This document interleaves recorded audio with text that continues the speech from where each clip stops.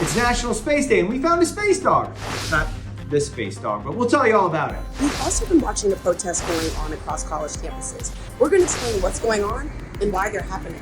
And this kid governor from Oregon has some advice for the upcoming elections. Pick a platform that you're actually really passionate about, because then it's like easier for your listeners to connect with you. I'm Larry. And I'm Kelsey. And this is First Stop News. Hey everybody, this is a whole new episode that we know you're going to like. And subscribe. Because today, the first Friday in May, is National Space Day. It's an entire day dedicated to everything about our universe. Space, the first stop frontier. While this whole show isn't about space, obviously our question of the day has to revolve around something up there. It does feel right to have a space-themed question today. What is the surface of the moon made up of? Is it regolith, monolith, or neolith? Which one do you think it is? I'm gonna definitely have to go with Neo. Okay, that's a pretty good one. I know, I'm feeling it. I don't even have a clue. So why don't you take a guess, hold on to your answer, and we'll tell you if you're right, and I'll find out too.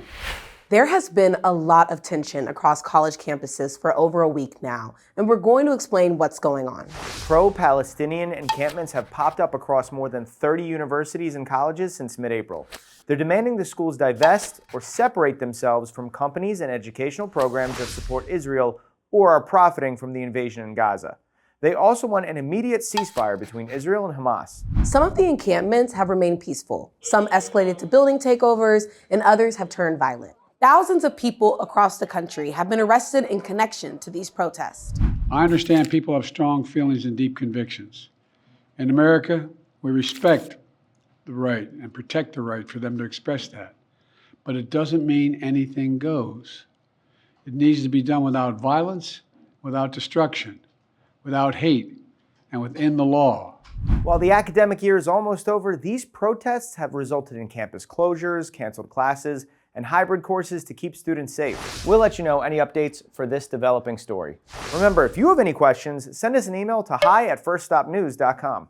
You may also be wondering if there's any update on a possible ceasefire in the war between Israel and Hamas. Earlier this week, U.S. Secretary of State Antony Blinken, who was in the Middle East, said, "There is a very strong proposal on the table right now. Hamas needs to say yes and needs to get this done." It's been reported the new deal would pause fighting for 6 weeks, Israel would free Palestinian prisoners, and Hamas would release hostages still being held in Gaza since October 7th. It would also allow for more humanitarian aid to come into the country and let Palestinians in the south return to their homes in the north. If no deal is agreed upon, Israel's prime minister says they'll continue with their plans to fight. Hamas has said they want a permanent ceasefire and a total withdrawal of Israeli troops in Gaza. As of this show, Hamas has not yet agreed to the deal. Zimbabwe, a country in southern Africa, is in a dangerous drought. More than half of the population of Zimbabwe lives in rural areas where they grow and sell their own food. For that system to work, they need a certain amount of rainfall to help the crops grow. But it's been a very dry year, which means millions of people don't have enough food to eat. The president recently declared a state of disaster and asked for $2 billion in assistance from other countries around the world. The United Nations says it's working with Zimbabwe to try and make that happen. Zambia and Malawi, two neighboring countries, are suffering from the same drought. So why isn't the normal rainfall happening? It's because of a weather phenomenon called El Nino, where the normal wind patterns are disrupted and causes extreme weather. In this case, it's causing warmer ocean temperatures that's leading to a lack of rain. But in other parts of the world, the warmer water temperatures can cause hurricanes, wildfires, or extreme snow. El Nino also contributes to global warming because warmer water temperatures mean warmer air temperatures. The good news is there are humanitarian organizations from all parts of the world that are jumping in to help. If you're looking to help kids in Zimbabwe in particular, you can go to savethechildren.org to get involved.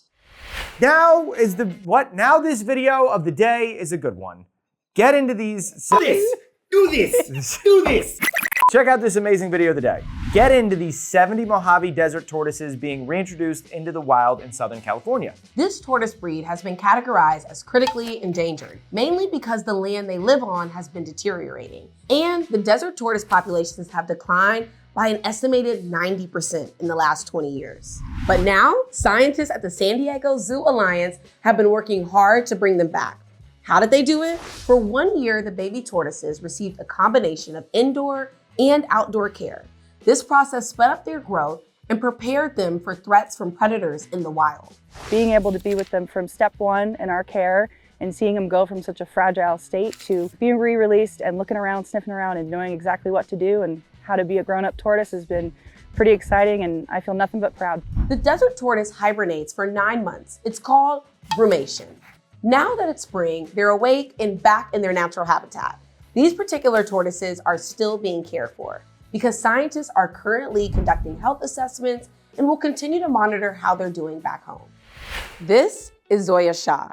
She's Oregon's kid governor. She's also a 5th grader at Finley Elementary School in Beaverton, Oregon. She loves reading Harry Potter books, making art, and being governor. Well, Oregon has a program where each elementary school in the state can enter one student candidate into an election, and 5th graders across the state vote through paper ballots. The program is part of a national one that's also in other states like New Hampshire and Connecticut. Zoya told us what it's like to run for office and why it was important for her campaign to help kids with anxiety. My name is Zoya, and I am running for Oregon Kid Governor. It was probably the best thing ever in my life so far. It's not like as scary as it sounds, but it's really fun, all of this, and it was awesome running for it. My platform is about creating mental health awareness and acceptance in kids. I do have anxiety, and I got a lot of support from my parents when I couldn't really put a name to it, and together we kind of worked together. And we found ways that could help me. And that's why I'm here, to ensure no kid who is suffering has to fight this alone. I realized that some other kids may also be going through this, but they may not have the same support that I did. So I ran for kid governor so I could help others who may not exactly know what they're going through. My 3-point plan is the CIA action plan. Create awareness, identify the trigger, and then act and provide support. Remember, a vote for Zoya is a vote for a happy Hugh. We have a very special announcement today.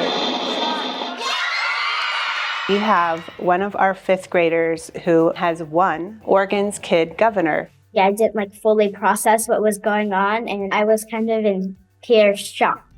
I was so surprised, I was there, but my mind was a million miles away. That you will faithfully discharge the duties of the office of Kid Governor to the best of your abilities, so help you God.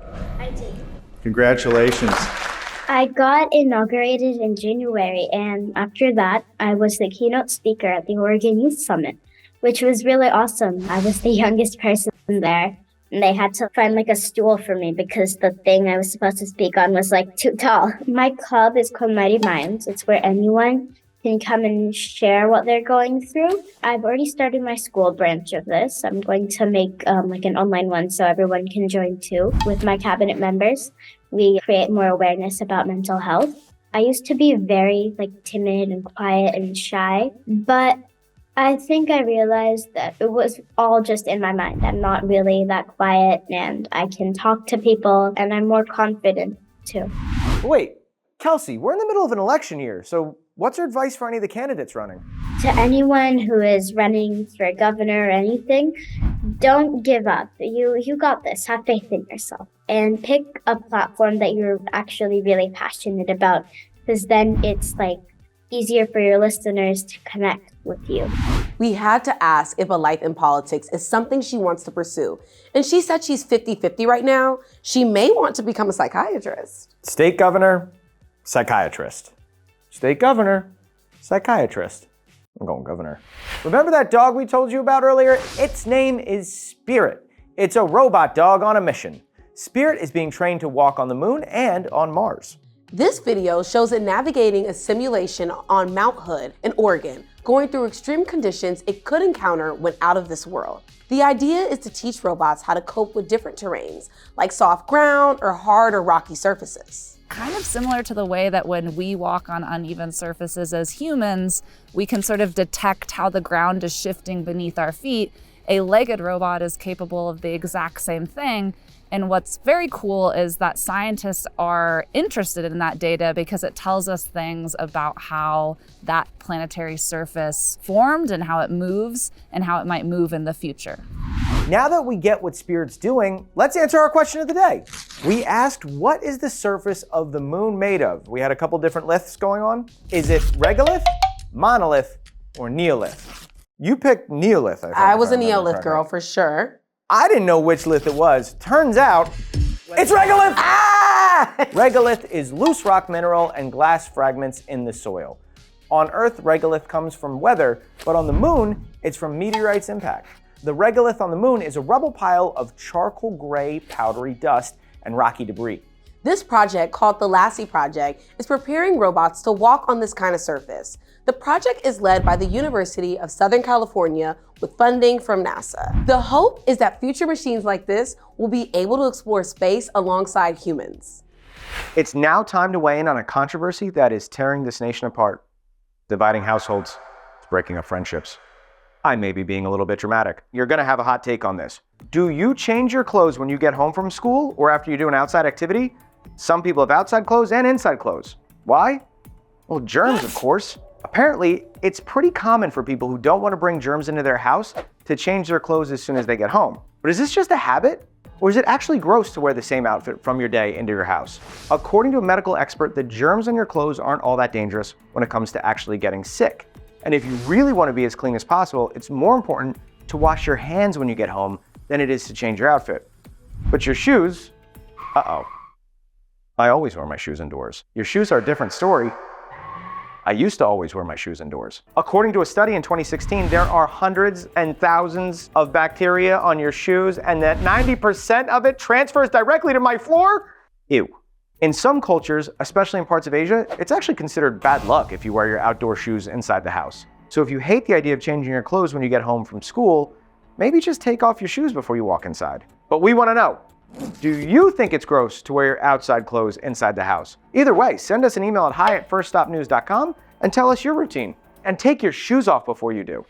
You know, we've got that last bit of info for you. We always do. We always do, because this weekend is the 150th Kentucky Derby at Churchill Downs. The annual horse race is the longest continuously held sporting event in America. Lots of people get all dressed up with big hats and fancy suits and wait to watch one of 20 horses go for the first in what's known as the Triple Crown. The track is 1¼ miles long and typically lasts about 2 minutes. The horses are thoroughbreds and must be 3 years old, not older and not younger. And the winning horse of the main race will take home $3.1 million. Do you think you'll be watching? All right, that's it for this week's show. Thanks for checking us out. Make sure to like and subscribe, and we will see you again in the next one.